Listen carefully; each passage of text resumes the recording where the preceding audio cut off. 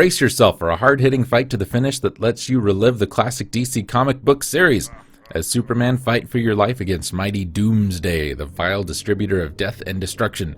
Then control the destiny of the 4 Supermen, each claiming to be the one true Superman.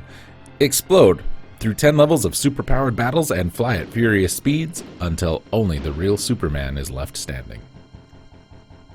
This is the Death and Return of Superman, a beat-em-up from Blizzard Entertainment, published by Sunsoft, released in 1994, part of the Superman franchise.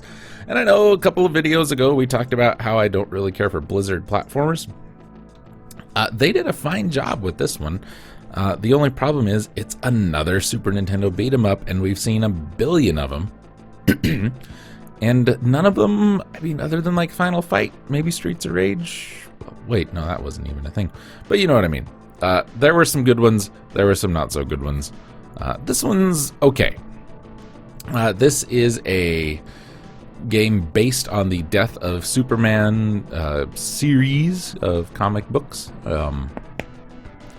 which has been made into a lot of different things. I think there was an animated movie. There was a novelization of it. I had that when I was a kid.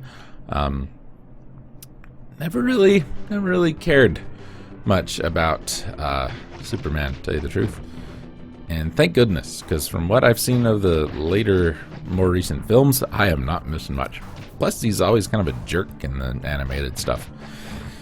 Anyway, Blizzard and Sunsoft developed this, which was released in 94 and 95 for the Genesis. It's a beat-em-up where we control Superman and the Supermen as they attempt to save Metropolis. Nintendo Life's Dave Cook considered it the game finally gave Superman a video game justice he deserves and what is undoubtedly one of his most celebrated stories. IGN's Greg Miller called it one of his favorite games and said it was what inspired him to become a video game journalist. Yeah, I think that's fine. There's not a lot of information about the game. A lot of it's the legacy of the comics and how it was released and all this other stuff. It does the job for what it is. It's probably one of the more interesting, I think, Superman stories. But it's still just Superman. It was kind of cool to see him get beat up. The other Supermen who appear are weird. Superboy, Eradicator, the Cyborg, and Man of Steel, who, if you recall, we looked at Shaq Fu not terribly long ago. Did we? I think so.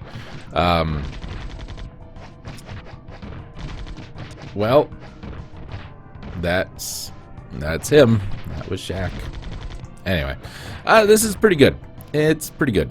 If you're looking for a good comic book based beat 'em up on the Super Nintendo, go with this one. Ignore the Spider-Man ones.